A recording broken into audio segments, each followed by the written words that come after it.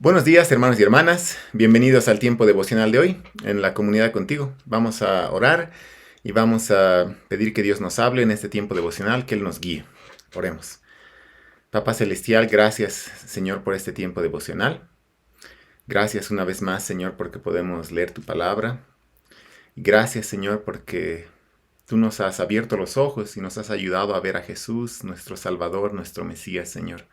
Te pedimos que tú puedas hacer el mismo milagro de dar vista a aquellos que todavía no reconocen a Jesús como el Mesías, Señor.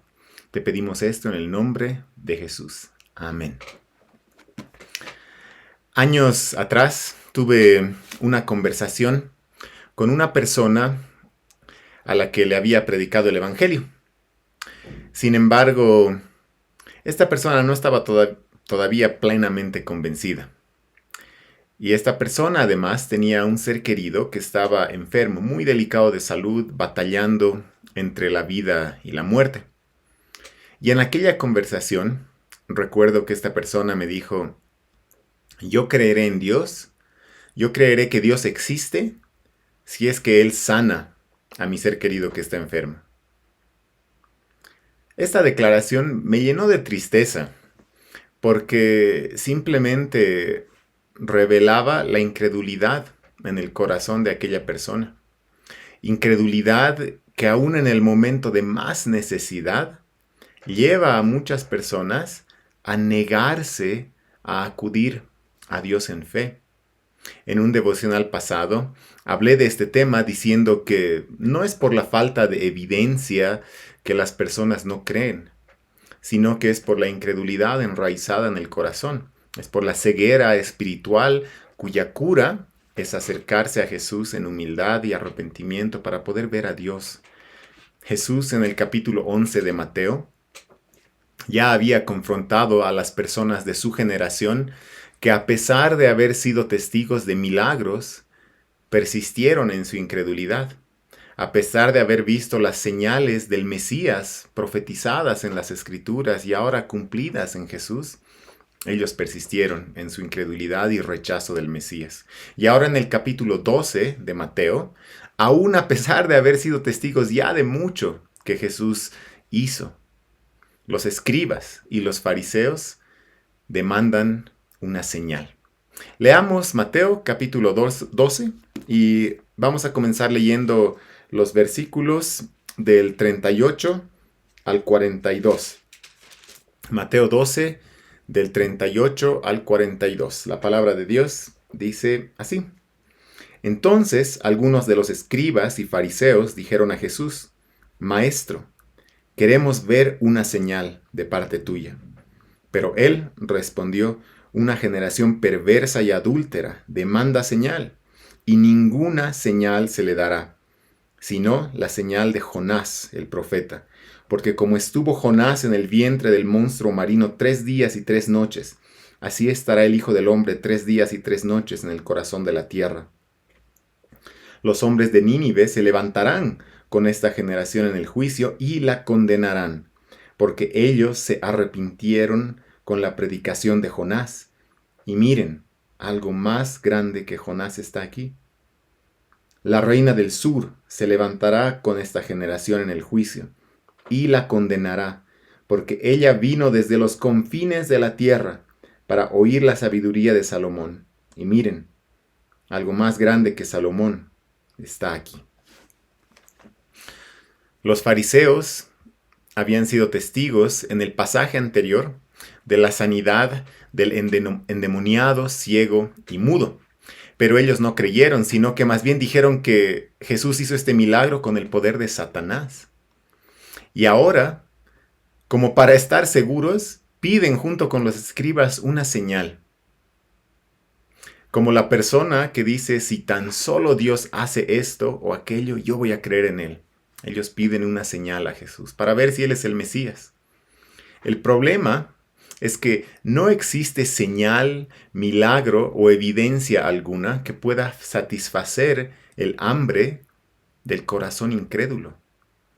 Es necesario renunciar a querer ser el Señor de nuestra vida y en humildad y arrepentimiento y fe acudir al Mesías y reconocer a Él como Señor Supremo y permitir que sea Él quien defina el rumbo de nuestras vidas y quien defina lo que es bueno y lo que es malo. Los fariseos y los escribas, a pesar de ser judíos que conocían bien las escrituras y lo que ellas decían acerca del Mesías prometido, estaban rechazando a Jesús, quien cumplía esas escrituras. Mientras que personas no judías, como los ninivitas de los cuales habló este pasaje en el tiempo de Jonás, o la reina del sur en los tiempos de Salomón, estos no judíos fueron capaces de reconocer la obra de Jehová y lo que él estaba haciendo en aquellas épocas. Los ninivitas creyeron en Jonás, quien para ellos fue una señal. Él estuvo en el vientre del pez 3 días y al ser librado de la muerte, les predicó la palabra de Jehová. Pero los escribas y fariseos y su generación no creyeron en el Mesías, mayor que Jonás, quien sería sepultado y al tercer día resucitaría, anunciando buenas nuevas. La reina del sur o la reina de Saba glorificó a Dios al escuchar la sabiduría del rey Salomón, pero los escribas y los fariseos y su generación no glorifican a Dios al escuchar la sabiduría del Mesías, la sabiduría del rey Jesús, quien es mayor que Salomón. Qué triste es el estado espiritual de esa generación y qué triste será su final en el día del juicio. Por eso Jesús compara aquella generación con un hombre que es atormentado por 7 demonios y su estado es deplorable. Continuemos la lectura en Mateo 12 y vamos a leer los versículos desde el 43 hasta el 45. Y escuchen cómo Jesús compara a esa generación que demanda una señal. Dice el verso 43, cuando el espíritu inmundo sale del hombre, pasa por lugares áridos buscando descanso y no lo halla. Entonces dice, volveré a mi casa de donde salí. Y cuando llega, la encuentra desocupada, barrida y arreglada. Entonces va y toma consigo otros 7 espíritus más depravados que él. Y entrando, mora allí. Y el estado final de aquel hombre resulta peor que el primero. Así será también con esta generación perversa. Qué deplorable es el estado de aquella persona poseída por 7 espíritus inmundos más depravados que el primero. Jesús dice que así es la condición de aquella generación que, habiendo sido testigos de los milagros del Mesías y habiendo gustado los poderes del siglo venidero, rechazaron al Mesías. Su estado final será peor que el primero. Su estado final será deplorable, así como aquella persona atormentada por 7 espíritus inmundos y depravados. Así era la condición espiritual de aquella generación.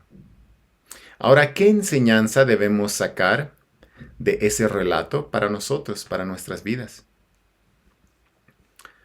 Recordemos que en esta sección del Evangelio según Mateo, Mateo está enfatizando el tema de la respuesta al Mesías, es decir, de cómo diferentes personas están respondiendo a su mensaje. Y hemos visto ya diferentes tipos de respuestas. ¿Qué quiere entonces Mateo que sus lectores hagan al reflexionar en estas respuestas al Mesías?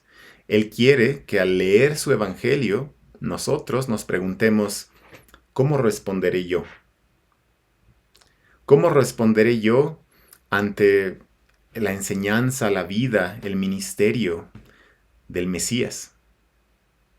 Y tenemos aquí, en este pasaje que hemos leído, 2 ejemplos de 2 respuestas diferentes que espero nos lleven a nosotros también a responder. El primer ejemplo es el ejemplo negativo de los fariseos y los escribas, quien con un corazón incrédulo demandan una señal, a pesar de haber sido testigos del cumplimiento de las escrituras mismas. Ellos demandan una señal. y en su incredulidad continúan rechazando al Mesías. Entonces, ese es el primer ejemplo, el ejemplo negativo, la respuesta negativa de rechazo al Mesías. Y el segundo ejemplo que nos presenta este pasaje es un ejemplo positivo. El ejemplo de los ninivitas y de la reina del sur en el Antiguo Testamento, que sin ser judíos fueron capaces de reconocer la obra de Jehová y glorificar a Dios y arrepentirse. ¿Cómo responderemos nosotros hoy? Mateo nos muestra en este pasaje que en cuanto a responder al Mesías no hay neutralidad, es decir, no hay puntos medios. O nos encontramos en el lugar de los fariseos y escribas con su incredulidad, rechazando al Mesías, o nos encontramos con aquellas personas como los ninivitas que se arrepienten y la reina del sur que glorifica a Dios, reconociendo que el Mesías ha llegado, que el reino de los cielos verdaderamente se ha acercado, y que uno más grande que el profeta Jonás y que cualquier otro profeta está acá, y que uno más grande que Salomón y que cualquier otro rey ha llegado. Entonces, ¿lo recibimos al Mesías y a su evangelio o lo rechazamos? No necesitamos más evidencia, no necesitamos milagros o señales. Aquí en las Escrituras tenemos todo lo que necesitamos para creer. El mensaje del Mesías, de tapa a tapa en las páginas de la Biblia. Entonces, respondamos en fe a Jesús, nuestro Salvador y nuestro Mesías. Vamos a terminar aquí orando. Papá amado, te damos muchísimas gracias, Señor, por tu palabra. Gracias, Señor, porque nos anima a responder. Y te pido, Señor, que todos nosotros respondamos en fe a Jesús, nuestro Mesías, Señor. Y todos aquellos que todavía están con la incredulidad enraizada en el corazón, siendo incapaces de ver, siendo incapaces de abrir los ojos del espíritu y del alma, Señor, te pedimos que tú puedas darles vista, que tú puedas resplandecer en sus corazones con tu gloria, con la gloria de Jesús, al escuchar tu evangelio, Señor. Te pedimos que todos podamos responder en fe y recibir al Mesías como nuestro Señor y Salvador. Te pedimos esto en el nombre de Jesús. Amén. Hermanos y hermanas, que tengan un muy buen día, que el Señor los bendiga.